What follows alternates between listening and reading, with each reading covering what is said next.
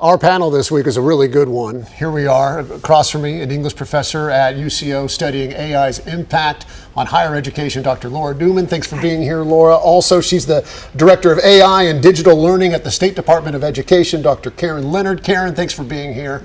And also, not directly in education, but you do teach people on how to use AI, a consultant, Ashley Coffey. Ashley, thanks for being here as well. Thank you for having me.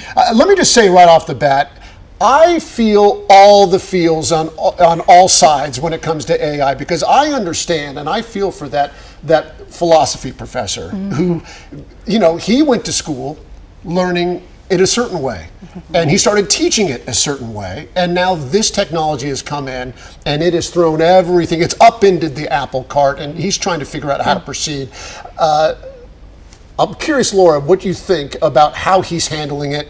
Forget all the stuff. No AI involved. Everything now needs to be done here, paper, pencil, only because you're an English professor. Right. So you do writing as well. What are you Right. doing? And is he doing it right? I'm doing things very differently. I'm not going to say whether he's doing them right or not, but all of my assignments have AI guidelines for where you might or might not use them. I ask students to indicate where generative AI was used to build text in their assignments, and then I ask them to reflect on using generative AI at the end of the writing process. How often are you asking your students to not use generative AI, like a chat GPT? Just on their personal memo at the end of their writing paper where they tell me about their own writing process. That's the only place. That is the only place. Okay. I mean, how do we feel about that? Because, I always hear about, isn't that cheating? Because it's not. Are we completely, Karen, thinking about AI and how it's impacting young brains differently now? I do think so, because while if it's used intentionally and appropriately, it can enhance learning, spark creativity, critical thinking, and I think it's going to be able to take our students further than we could without it. Okay. We can start to visualize their thought process and their thinking as we go through and look at the prompts that they've used, or recognizing the output of AI and looking for validity, bias, content. Is this true? How could I improve this myself? Well, and I want to come back to exactly how it's even possible to police these things, if it is possible, when it comes to kids. I have a tough time keeping up with my, like my 9-year-old, for example. But, I certainly respect the appeal, and I really like the thought of every kid being able to have a tutor in their pocket, right? No matter how much money that family has, no matter their means and what that they have that ability. But I also know that a lot of families still have those scary thoughts about what it could mean. And Ashley, I know that you run up, when you're talking to your clients about AI, bringing in new technology, I'm sure it's scary for a lot of people.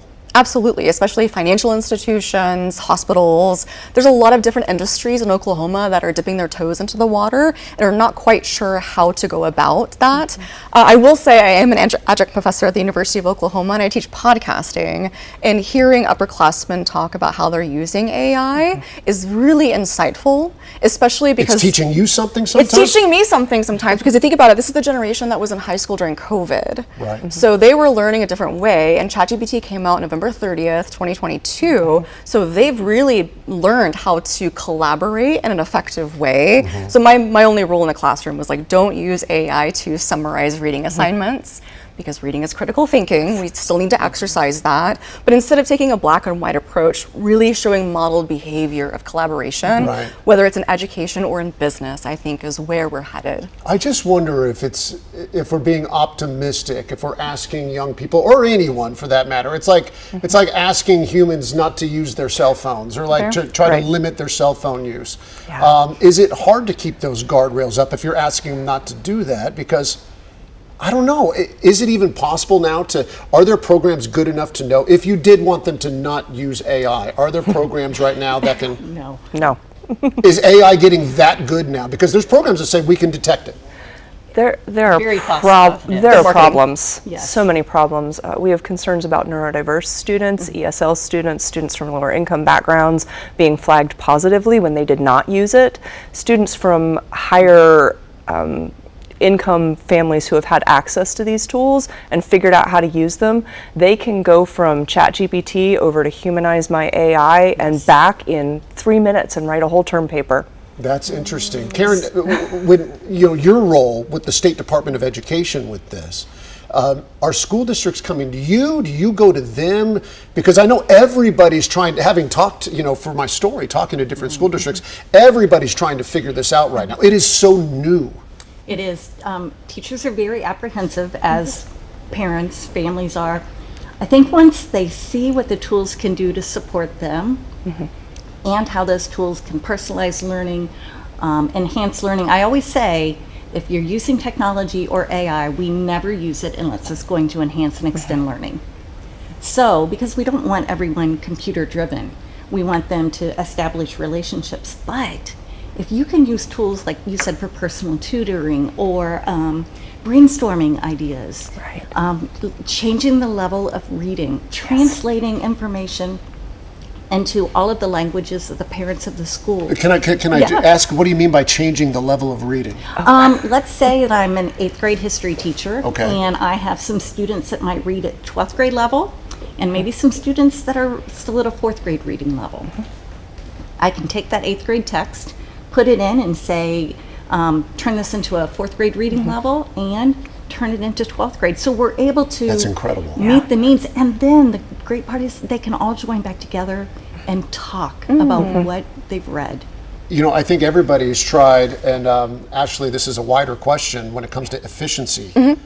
Utilizing AI and the tools. Learning something might take extra time, but have your clients, when you're going to a small business and saying this is what you can do to help your process, are you seeing results? Absolutely. We are seeing results. However, I will say an MIT study came out yesterday that shows 95% of AI pilot programs are failing. Yes. And a large part of that is due to a lack of education.